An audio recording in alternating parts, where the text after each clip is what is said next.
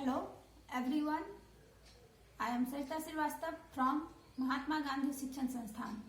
Now I am going to teach Hindi Standard 4th. बच्चों, आज मैं आपको आपके पाठ्य पुस्तक मकरंद से पाठ 7 पढ़ाने जा रही हूँ, जिसका शीर्षक है कश्मीर की सैर। यह एक पत्र है जो अपने दोस्त को लिखा गया है। एक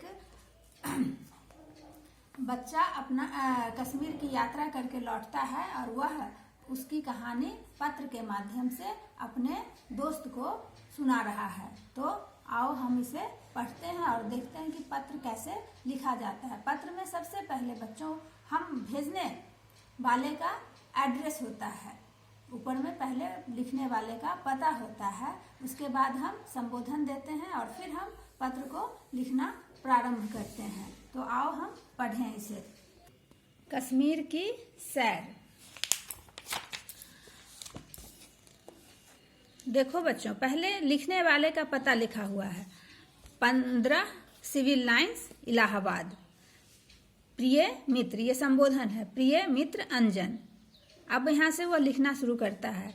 मैं कल ही कश्मीर से 1 सप्ताह की यात्रा करके लौटा हूँ, इसलिए पत्र का उत्तर नहीं दे सका।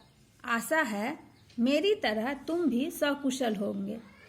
इस पत्र में मैं तुम्हें अपनी कश्मीर यात्रा के बारे में लिख रहा हूँ। इसे पढ़कर तुम भी धरती का स्वर्ग कहे जाने वाले कश्मीर के बारे में जानोगे। हम आगे लिखता है बच्चों, हम इलाहाबाद से रेलगाड़ी द्वारा जम्मू पहुँचे। वहाँ से बस में बैठकर श्रीनगर की यात्रा की। बस की यात्रा का आनंद भी कुछ और ही था। घुमावदार रास्तों, बलखाती ऊंची नीची सड़कों, घाटियों, पहाड़ों और हरियाली ने मन को आनंदित कर दिया। श्रीनगर की डल झील बहुत सुंदर झील है। हमने इसी झील में एक हाउस बोट किराए पर ले लिया था। हमारी तरह अन्य लोगों ने भी हाउस बोट किराए पर ले रखी थी। श्रीनगर के चारों तरफ ऊंचे ऊंचे पहाड़ हैं। झीलों के किनारे और पहाड़ की ढलानों पर मकान बने हुए हैं। यहाँ से अधिकतर मकान लकड़ी और पत्थर के बने हुए हैं। तो बच्चों,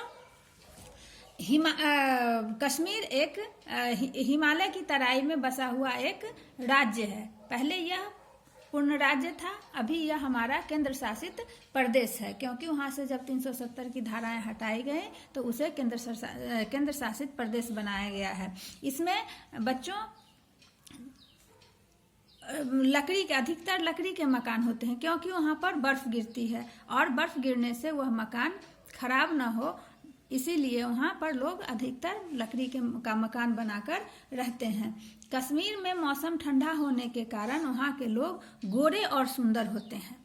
वहाँ सर्दी अधिक पड़ती है, इसलिए हम लोग भी खूब गर्म कपड़े के साथ ले गए थे। वह कहता है कश्मीर में, अब बच्चों कश्मीर में चिलगोजे, अखरोट, किशमिश और बादाम खूब मिलते हैं और हम यहाँ उसे सस्ते में भी मिलता है।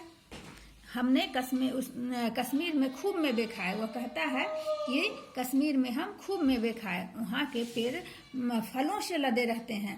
कश्मीर में सेब, नाशपाती, खुबानी और अनार के बहुत सारे बाग हैं। वहाँ से ही बच्चों शहर के बाहर, उस राज्य से बाहर ये सारे फलों को भेजे जाते हैं। वहाँ के अधिकतर लोग गेहूं, मकई की रोटी और भेड़ बकरी का मांस खाते हैं। यानी कि वहाँ का मुख्य भोजन क्या हुआ? गेहूं और मकई की रोटी और मांस, चाहे वह भेड़ हो या बकरी हो, इसके वो मांस खाते हैं। कश्मीर में झीलों और बागों की भरमार है। वहाँ बागों और झीलों की खूब सैर उसने की। डल झील श्रीनगर की सबसे सुंदर झील है। इस झील में खिले हुए कमल के फूल बहुत सुंदर लगते हैं। डल झील के किनारे सुंदर निशात बाग है। शालीमार और निशात बाग वहाँ का प्रसिद्ध बाग है, जो शाहजहां ने बनवाया था बच्चों। वहीं पास में ही शालीमार बाग भी है। बादशाह जहांगीर ने इन दोनों बागों को लगवाया था। इन बागों में झरझर करते हुए झरनों और फव्वारों का दृश्य बड़ा ही मनोरम लगता है। लंबे लंबे चिनार के वृक्ष, मखमली घास, मखमली का मतलब होता है बच्चों मखमल जैसी घास तथा रंग बिरंगी फूल उनकी सुंदरता में चार चांद लगा देते हैं और भी उसकी सुंदरता को बढ़ा देते हैं। चार चांद लगा देना और उसको बढ़ा देना होता है। मित्र, अब वह लिखता है आगे कि मित्र, अब मैं तुम्हें हाउस बोट के बारे में बताता हूँ। हाउस बोट पानी में तैरता हुआ लकड़ी का मकान होता है। यह बड़ा आरामदायक होता है। इसमें सोने और बैठने के लिए अलग अलग कमरे होते हैं। खाने का कमरा भी होता है। डल झील में पंक्तियों में खड़े हाउस बोट बहुत सुंदर दिखाई देते हैं। रात्रि में ये हाउस बोट दीपमालिका, दीपमालिका का मतलब होता है दीपों की माला की तरह जगमगाते हैं। डल झील में तैरते हुए खेत भी हैं। पानी पर लकड़ियां का बेड़ा बनाया जाता है। फिर उस पर मिट्टी डालकर ये खेत तैयार किए जाते हैं। इन खेतों में फूल और सब्जियां उगाई जाती हैं।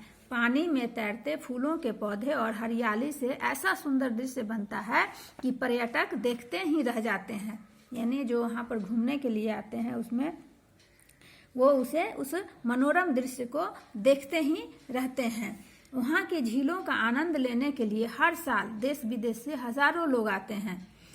वहाँ रहने वाले एक कश्मीरी, कश्मीरी का मतलब होता है कश्मीर में रहने वाला, यानी कश्मीरी लड़के से मेरी मित्रता हो गई। वह बाजार में फल बेचता था। उसने मुझे बताया कि कश्मीर में बहुत सर्दी पड़ती है। उन दिनों में कश्मीर के लोग एक विशेष अंगीठी गले में लटकाए रहते हैं ताकि ठंड से बच सके। इसे कांगड़ी कहते हैं। कांगड़ी एक विशेष प्रकार की अंगीठी होती है बच्चों, जिसे लोग अपने गर्दन से लटकाए हुए रहते हैं, जिससे वह उन्हें शरीर में गर्मी मिलती है।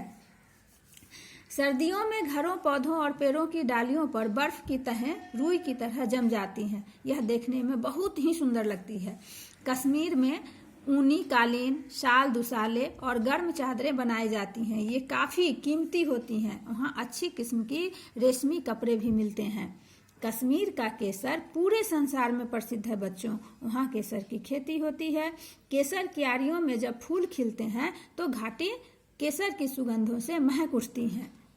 वहाँ भेड़, बकरियां और रेशम के कीड़े पाले जाते हैं। कश्मीर में सहतूत का पेड़ बहुत लगाए जाते हैं, जिनके पत्ते रेशम के कीड़े खाते हैं। उन्हीं पर रेशम के कीड़े उगाए जाते हैं, पाले जाते हैं। वहाँ लकड़ी पर बहुत सुंदर नक्काशी, नक्काशी का मतलब होता है लकड़ी पर खुदाई करके सुंदर डिजाइन बनाना।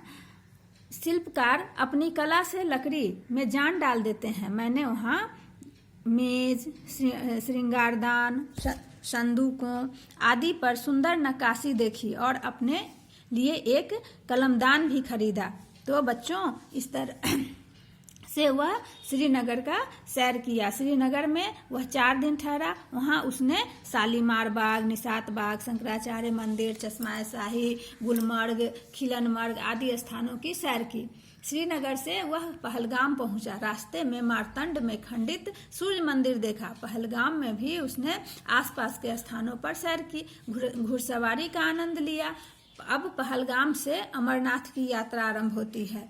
पहलगाम के बागों में सेब और आड़ूओं के पेड़ फलों से लदे होते हैं। चेरी भी खूब वहाँ पर पेड़ों पर लदी हुई थी। वहाँ उसने कच्चे बादाम भी खाए। अब लिखता है आगे कि अपने और मित्रों के लिए उसने केसर और शहद खरीदा।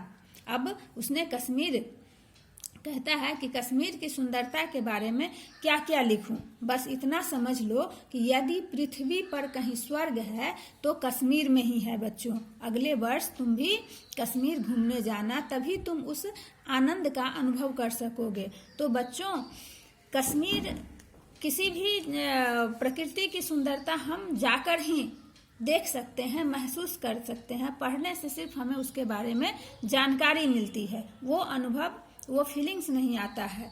तो अंकल और आंटी को प्रणाम, रिया को सुने। देखो बच्चों, अब अंत में पत्र को हम कैसे अंत करते हैं कि यहाँ तक तो उसने जो बातें कश्मीर में उसने देखी उन सब का जिक्र किया और अंत में उसने बड़ों को प्रणाम भेजा, छोटे को स्नेह। उसके बाद अपना संबोधन अपना लिखा, तुम्हारा मित्र अंकित। और इस तरह से हम पत्र को का अंत करते हैं। तो बच्चों, हमारी संस्कृति जो है वह आध्यात्मिकता की अमर आधारशिला पर ही स्थित रहती है। इसलिए हमेशा हमें अपनी